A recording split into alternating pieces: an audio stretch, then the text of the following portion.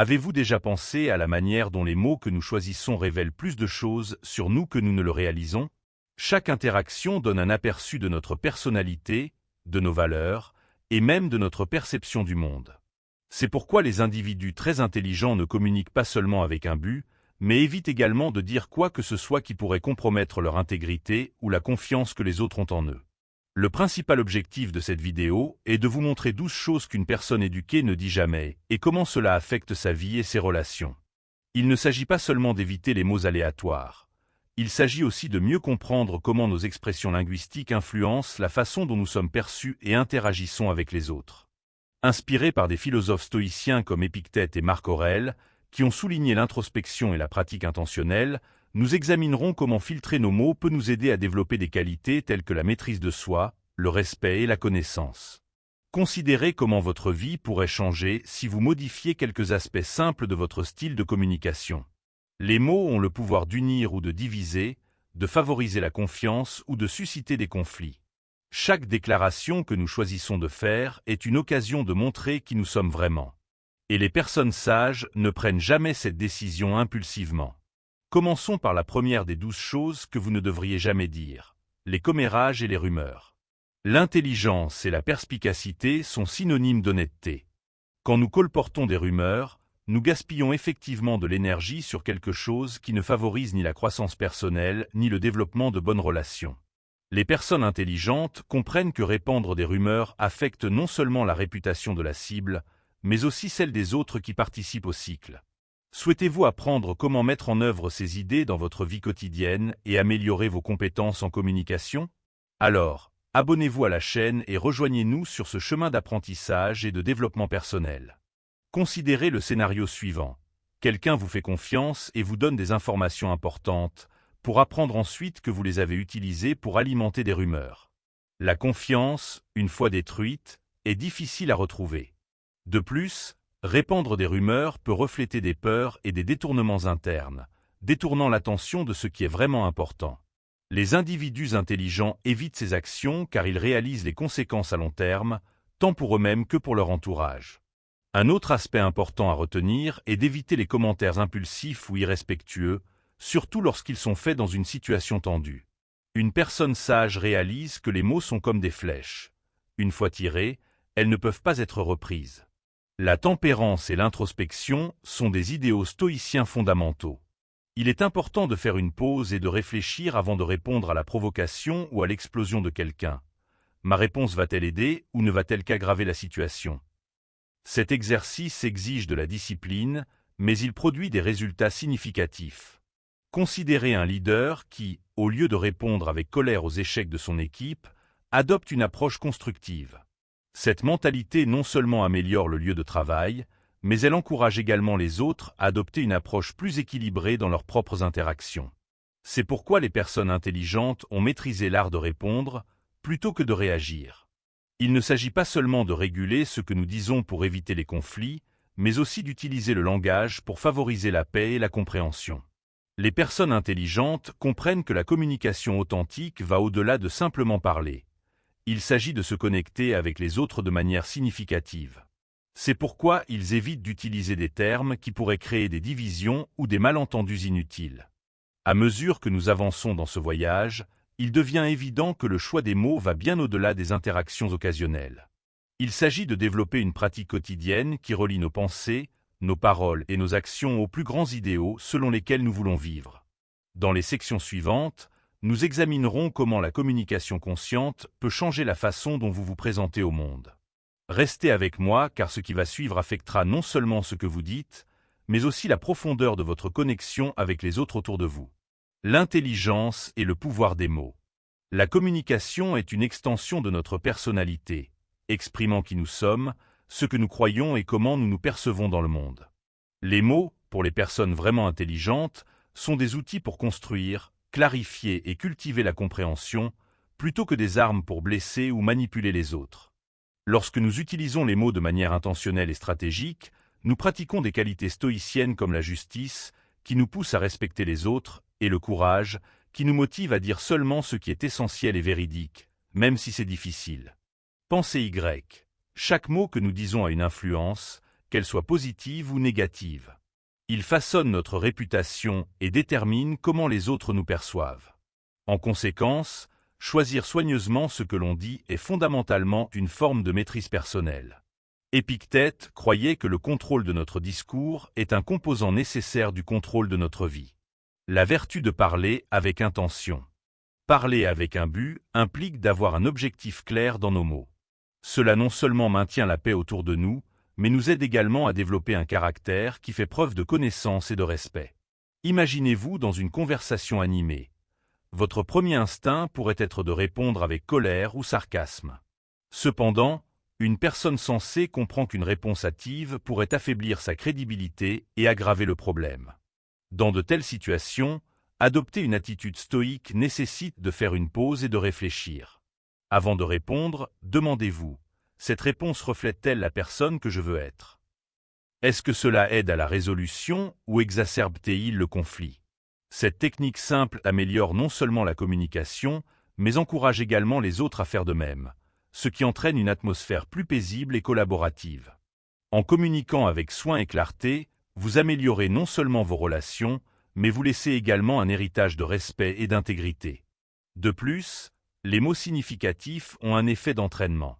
Lorsque vous agissez intelligemment, vous inspirez les autres à faire de même, transformant les discussions ordinaires en occasions de compréhension et de paix.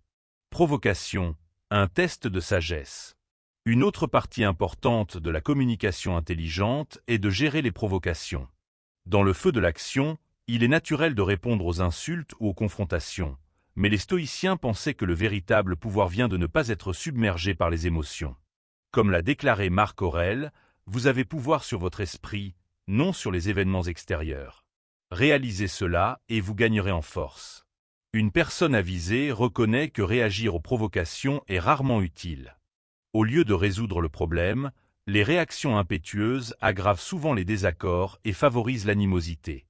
En conséquence, gérer les provocations de manière calme et sensée démontre sagesse et maturité. Cela ne signifie pas ignorer complètement les circonstances difficiles, mais plutôt les aborder avec une perspective orientée vers la solution plutôt que de simplement gagner la confrontation. Par exemple, lorsqu'il est confronté à des critiques, une personne intelligente ne répond pas de manière défensive. Au lieu de cela, il s'efforce de comprendre la source de la critique et de déterminer s'il y a quelque chose de bénéfique à en tirer. Cette attitude démontre non seulement de la persévérance, mais aussi un désir de se développer et de progresser.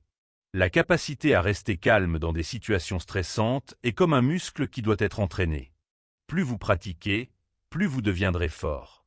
En conséquence, chaque provocation ne représente plus une menace, mais plutôt une occasion d'exercer des qualités comme la patience, l'empathie et le self-control. L'honnêteté est un pilier vital. L'honnêteté figure parmi les attributs les plus importants d'une communication intelligente. Il ne s'agit pas seulement d'être honnête avec les autres, mais aussi de vivre en accord avec la vérité dans tous les aspects de la vie. L'honnêteté, selon le stoïcisme, est un chemin vers la libération plutôt qu'une simple décision éthique. Comme le disait Sénèque, la vérité ne nuit jamais à une cause juste. Mentir, en revanche, cause un enchevêtrement de problèmes. Chaque mensonge en exige un autre pour le maintenir, et nous nous retrouvons rapidement pris dans une toile de tromperie. De plus, la malhonnêteté sape la confiance, qui est l'un des aspects les plus importants de toute relation. Lorsque la confiance est détruite, il est extrêmement difficile de la rétablir, ce qui a un impact à long terme sur les relations personnelles et professionnelles. L'honnêteté, surtout dans les moments difficiles, forge notre caractère et nous aide à vivre de manière claire et avec un but. Aussi difficile que puisse être la vérité parfois, elle nous soulage des préoccupations qui accompagnent la déception. De plus, une communication honnête favorise la transparence et améliore les relations, posant ainsi les bases du respect mutuel. Être honnête, pour une personne éduquée, n'implique pas d'être insensible ou trop direct. Il s'agit de trouver une méthode pour exprimer les faits tout en restant compatissant et attentionné. Cela nécessite de la discrétion, mais le bon résultat vaut bien le temps passé à réfléchir. Transformer la communication en outil de croissance. La communication, lorsqu'elle est faite de manière consciente, peut être un instrument puissant pour le développement personnel et sociétal. Contrôler nos mots est un effort quotidien de autodiscipline, de gentillesse et de sagesse.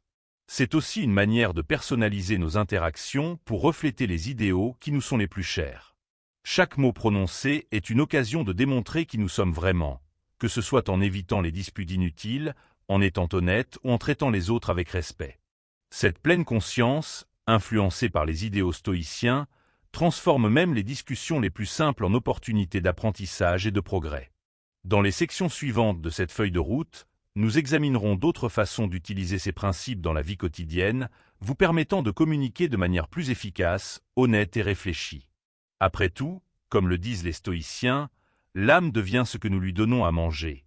Que nos mots fournissent constamment du carburant pour la vertu, la perspicacité et la connexion authentique.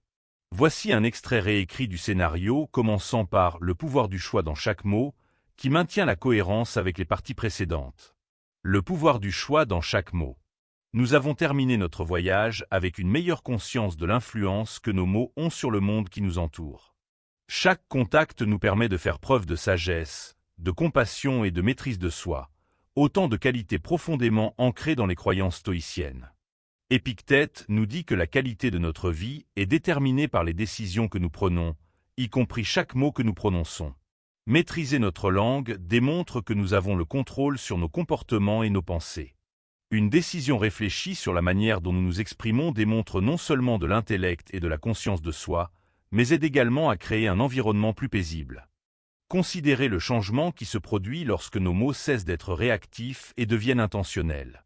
Quand nous choisissons d'exprimer de la gratitude plutôt que de la critique, de l'empathie plutôt que du jugement, nous utilisons notre pouvoir de choix pour établir des connexions plus profondes et durables. Cette approche, bien que simple en concept, nécessite une pratique constante et un engagement envers le développement personnel. Transformer les mots en héritage. Tout au long des 12 leçons offertes dans ce scénario, nous découvrons qu'être intelligent ne consiste pas seulement à éviter les actions dangereuses. Il s'agit aussi de développer des habitudes qui représentent nos idéaux les plus élevés. Les mots que nous choisissons reflètent qui nous sommes et l'influence que nous voulons avoir sur le monde. L'héritage que nous laissons n'est pas seulement jugé par nos réalisations extraordinaires, mais aussi par les modestes interactions quotidiennes qui affectent la vie des autres autour de nous. Quand nous parlons clairement, honnêtement et avec sens, nous inspirons confiance et respect.